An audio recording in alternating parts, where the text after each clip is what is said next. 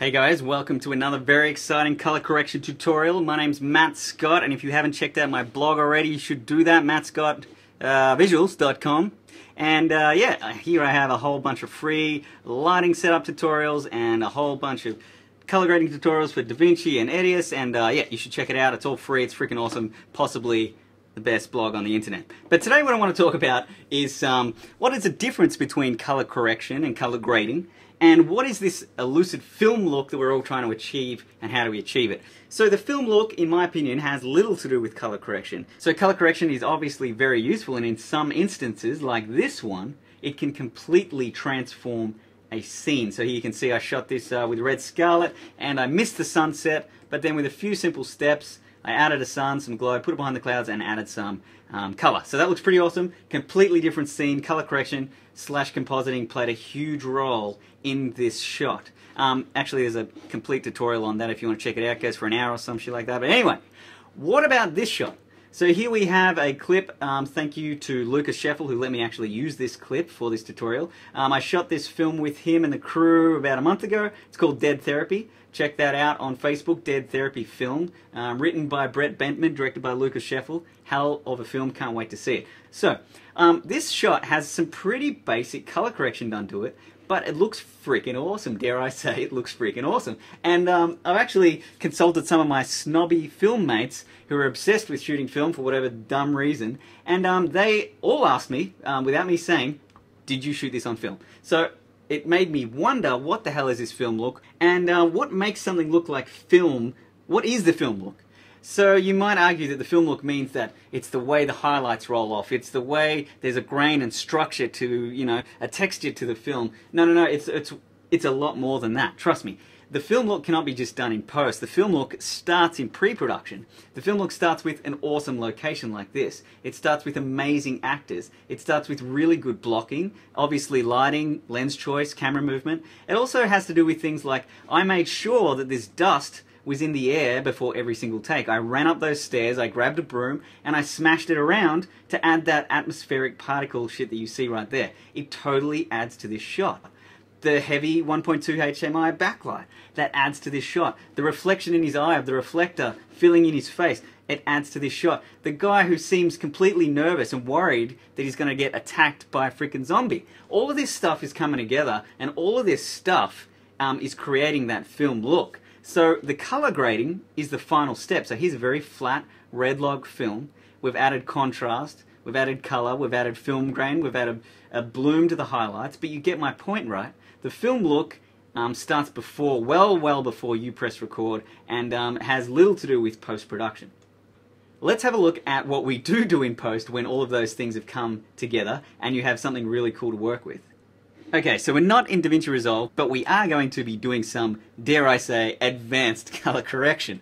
I'm not a colorist, by the way. I just do this because I have a strong belief that if you understand your medium and know how to color correct, it gives you a huge advantage on set behind the camera as a DOP.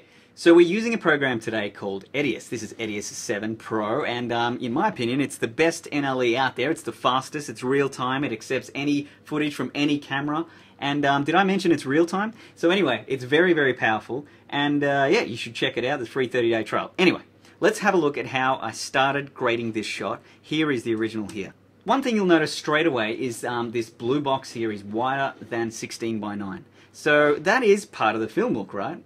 That cinemascope look. Well, sometimes no, but generally speaking, yes. A wide screen format, wider than 16:9, generally people would say, yes, that's more of a film look. So, how do we get that? Well, we just went to settings, project settings, and if we change those current settings, instead of just choosing 16:9, 1920, 1080, I've gone custom and gone 1920 by 814, making sure pixel aspect ratio is 1:1. And yeah, so this is roughly equivalent to a 2.35 to 1 aspect ratio. So, that's pretty cool.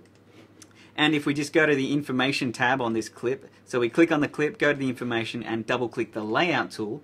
The layout tool allows us to move this shot around, rotate it, resize it, all that stuff. But if we just have a look at the default settings, you'll notice 16:9 here.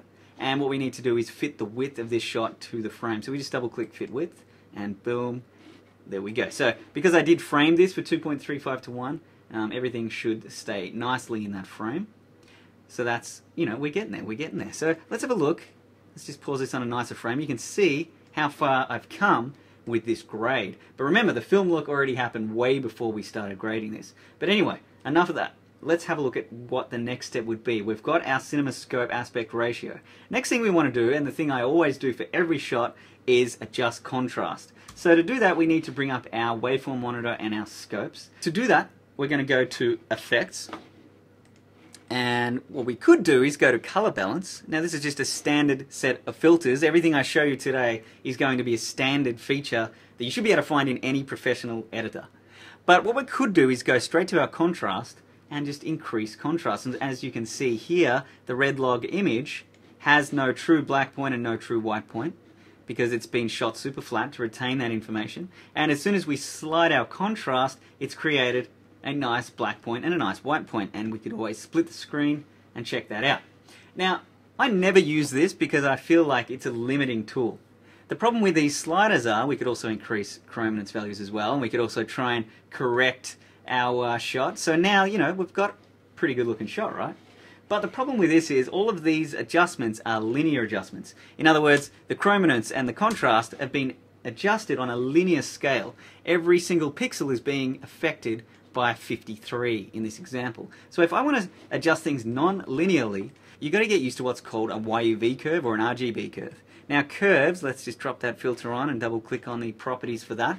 A curve allows us to adjust things non-linearly.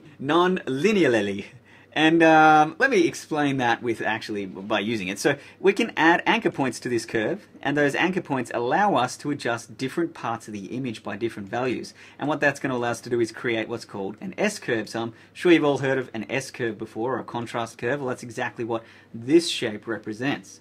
So with this S-curve, it allows us to create a black point, and it allows us to create a white point. But it also allows for this nice roll-off here, as you can see, and that's something the linear slider does not allow for. But it also allows us to lock off certain areas and only affect certain areas. For example, I can slide this down here so we still have roughly the same curve, but now I can just bring up those shadows even more while still maintaining that black point. What I could do as well is blow out those highlights or back them off a little bit. Or what I could do is just lock this mid area here and only affect that. Pretty cool. So the idea with curves is it gives you a lot more freedom and a lot more control over the contrast that you're creating. And remember, you can always go back and check this. We can always split the screen and you can see what I've done there. Now the beauty of EDIUS's YUV curve is it allows you to only work on Y, which represents luminance, and the U and the V channels, we can work on those separately. So now that we've created contrast, and let's make sure I got a nice black point there, what I'm going to do next is add color. Saturation, because remember, red log film is very desaturated as well. So the next thing I'm going to do is play with the U and the V. So U represents half of the color and Y represents the other half of color. So what I'm going to do now, instead of creating curves, which is a little bit fiddly, we don't actually need to do that. All we're going to do is just slide this point here, and do that exactly the same on both. And what you can see now is the shot is a lot more saturated. And if we move this down here, what you want to do with this scope here, which represents color and saturation, and you can see R represents red, cyan, blue, green, yellow, magenta, basically your three primary colors and your tints. Basically what we want to do now is get this group of color, that's all the color that lies in this image, to sit in the center. So what we can do is grab our color points, and if we move this point to the left or right, you can see what's happening there. So we want all this information to sort of sit right smack bang in the middle to make sure we've balanced our colors out, because maybe my white balance was a little warm. So now you can see the before and after of one filter, the YUV curve, how powerful it is.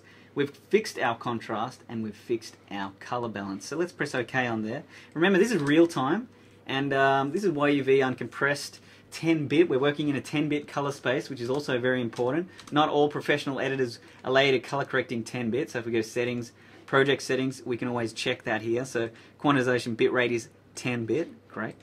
So now that we've fixed both of those things, it's time to start having a look at this image and picking on it, looking at the things that you do and don't like, and you know, let's think about how we can really force our viewer to look where we want them to look. I mean, I don't want our viewer looking over here at this door that I put there, or I don't want them to be looking at this extension cable here with a bit of gaff tape on it. I want them to be looking at this guy's face and the blood on his face. So how are we going to do that?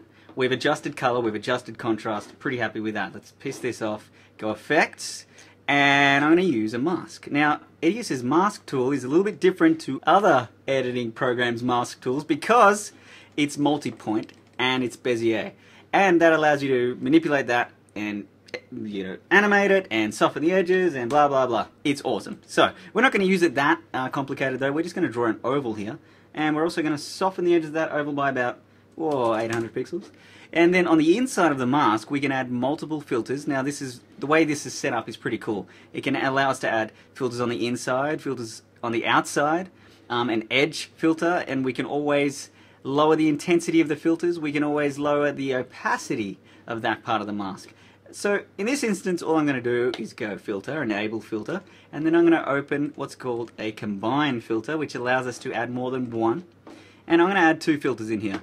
One of them we know very well about, the wavy curve, and the other one is pretty self-explanatory, and it's called sharpness. Now when you're shooting red footage, it is RAW, right? So RAW represents a file format that can be changed after the fact. In other words, we can change ISO, we can change white balance, but we do need to add things like contrast and color, and we need to add sharpness. So what we're going to do is only sharpen on the inside of this mask, and we're going to do that by quite a lot, by 35. A value of 35 is looking pretty good. The next thing I'm going to do is go and open up the wavy curve, and I'm going to add some brightness here, but I'm also going to add contrast just to really bring out some detail in Moz's face. And let's just have a look at the before and after here. We just split the screen and check it out. Pretty cool. So I haven't added contrast to the whole scene. All I've done is added contrast to everything inside of that mask. I've also added sharpness as well. So let's press OK, and let's just have a look. Set this to single screen. We can always just go View and go single mode, or I've set these shortcuts to 1 and 2, so I'm just going to press 1. And okay, so now let's scrutinize this image. What don't I like about it, or how come it doesn't look like film just yet? Well, there's a few things. It doesn't have any film grain added to it. And, you know, that typical Hollywood look, there's no blue in the shadows. So what we could do next is go Effect, three-way color corrector. And the three-way color corrector, what I can do is push blue into the shadows. So the way these color wheels work, and they work the same in pretty much every color correction suite, is the left wheel represents our shadows, or our lift in another code word. The gray balance, our middle wheel, represents our midtones, or gamma, and our right-hand side wheel, the white balance, represents our highlights / gain. And as you can see here, this is only affecting my highlights and blah blah blah, you get the idea. So what we're going to do is we're actually going to add some saturation to the mids, and you'll see that's adding some saturation. It's actually causing a little bit of problems here with Maurice's ears, but we're going to fix that. I'm also going to add saturation to the shadows and saturation to the highlights. Now this is a little bit different than using the saturation slider in the color correction one I showed you in the very beginning, because it's just a bit gentler, but it also allows us to maybe not add so much into the shadows, or maybe it allows us to push blue into the shadows. So if we just move this down here and you watch this door, you'll notice if I go around, let's just default that. What I can do is add saturation and just slowly start pushing blue into this shot. So not too much. I'm thinking that looks kind of cool. And remember, we can always just split the screen and just have a look before and after. So we're getting there. Not too bad. We can always just push a bit of warmth into the mids as well. Maybe. Could look cool. We can always try. And we can just fix our whites up. They don't look white anymore. They're a bit blue. So just push the opposite color in. Whenever you're trying to correct a color, all you need to do is push the opposite color in. So now we've done some further color correction, added some extra saturation, and we've added a tint to the blues. So one more thing we could do, and let's just bring up our scopes. So I'll just press OK, and our scope little shortcut is here, or I've just set a keyboard shortcut. Let's have a look at our scopes. Now we have a couple of problems now. Our whites are clipping. In other words, our whites are beyond white, so detail is being lost. Our reds are extremely overexposed. They're way outside the box, and those reds are right here in this guy's ear. So what we can do is just monitor what's happening as we move this stuff around. So maybe I want something around there is kind of cool. I'll cool it off a bit actually. Yeah, so that's looking pretty good. But yeah, these reds are a problem, so we need to fix that. But also what we can do in here, use these gentle roll-off contrast adjusters for the highlights, for example, and watch what happens to my clipped highlights. I'm just going to bring them down to a safe level. Pretty cool. And same thing can be said with our shadows. We could drop that black point so it's perfectly black and raise our mids a little bit just to give us a nice looking image. I think that looks pretty good. Okay, so we do have a problem now though, that our ears are way too saturated.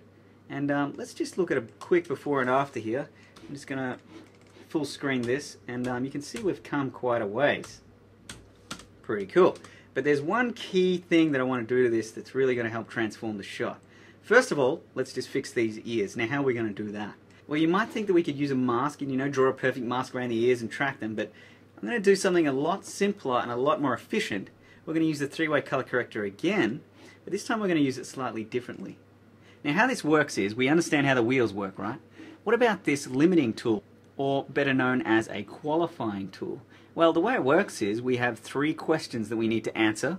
What color are the ears? How saturated are the ears? And how bright are they?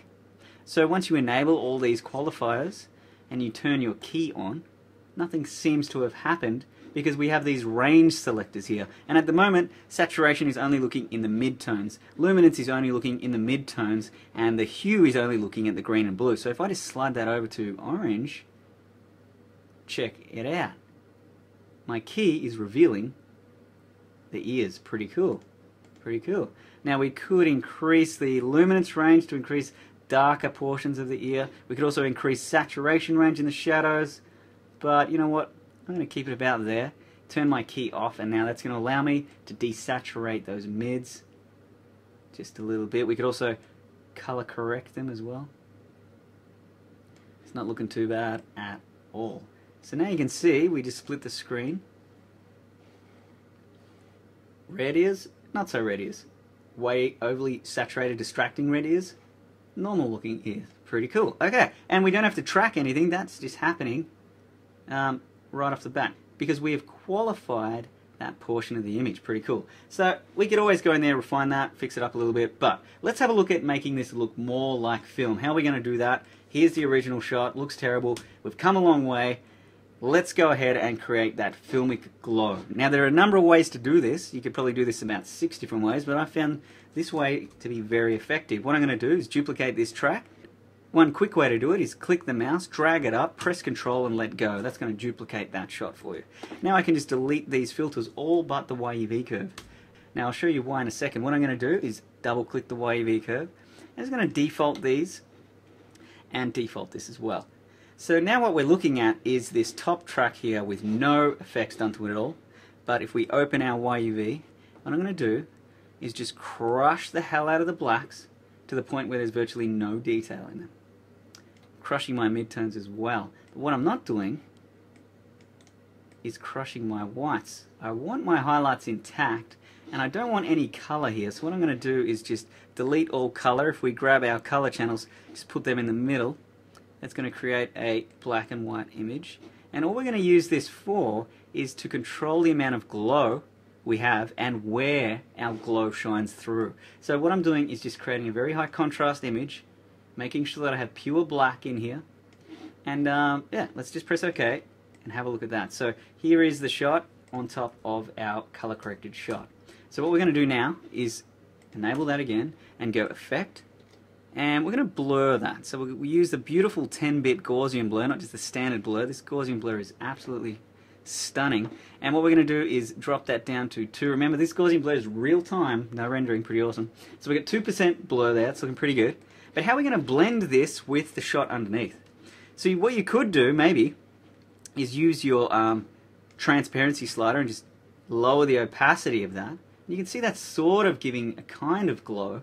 But I'll tell you a better way to blend video tracks. If we go Effect, go down to Keys, and Blend, then we've got all these blending modes just like we would have in Photoshop. So I'm going to use Screen, and I'm going to drag that onto the transparency portion of my video track, and check it out. Now, if we just enable and disable this track, you can see what it's doing. It's adding this beautiful glow. And the cool thing is we have absolute, complete control over how much glow, what portions of the image glow. It's a really, really cool way to create film glow, in my opinion. We could always tint the glow as well, make it yellow, for example. We can just increase our Gaussian blur, and that's going to increase the amount of glow. I'm going to leave that at 2% because I prefer using the YUV curve to increase or decrease where that glow is coming through. And one way to check that is just to turn off the screen mode and play with the YUV curve, and basically anything that's white or grey is going to start allowing that glow to shine through. So I don't necessarily want any glow on his face because I want that to be fully sharp with full details. I'll keep that black. Anything that's white is going to allow glow through, and the whiter it is, the more glow shines through. So we go back, click on transparency, turn our key back on, and we've got this beautiful looking glow. I'm pretty damn happy with that. And if we have a look at the original shot, let's just kill all these effects here and just go full screen. You can see it's really coming together. Maybe I've sharpened this a little bit too much, so I could always go back to my original, go to the mask, open the properties inside the mask, and just delete some of that sharpness. Maybe about 20 should be good.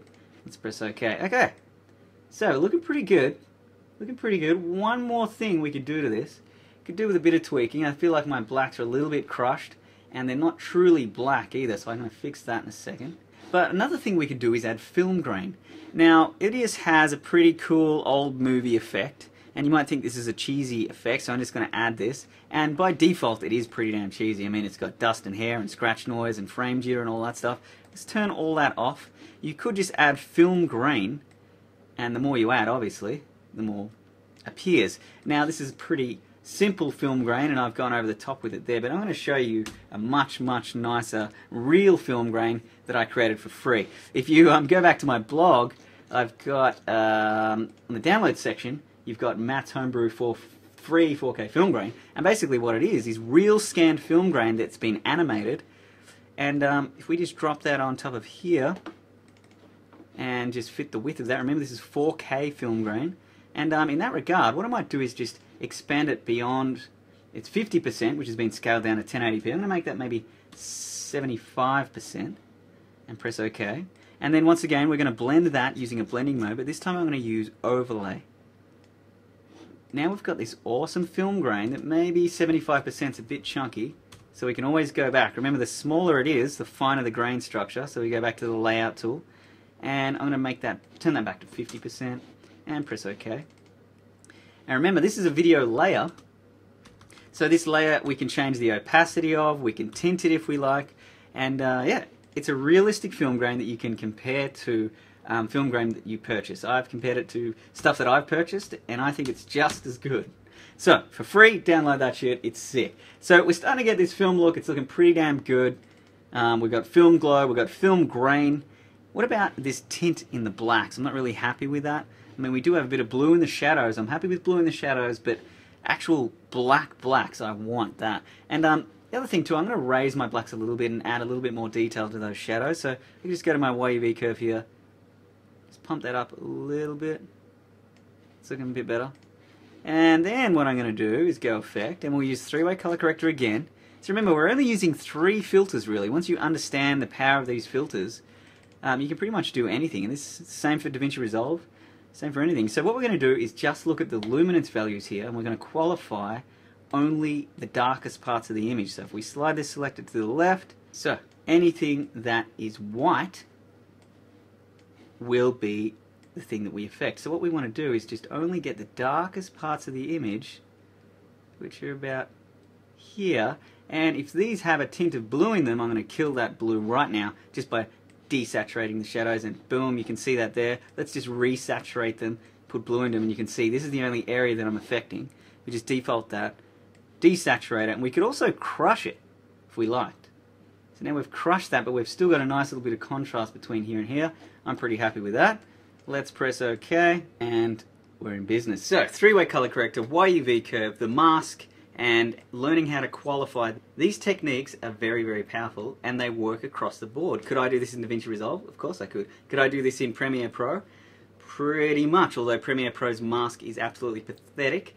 Could I do this in Final Cut X? Hell yeah, I could. All of these tools that I've just showed you are standard color correction tools. It's just about how do you use them, but it's more about what do you look at, what do you want to change about an image, what do you want your audience to focus on. Hopefully you've enjoyed this tutorial. I'm sorry if I've gone a bit quickly, and if I have a ton of other tutorials there that go through this in much more detail. I also have a very cool project coming up where I will be giving away the footage.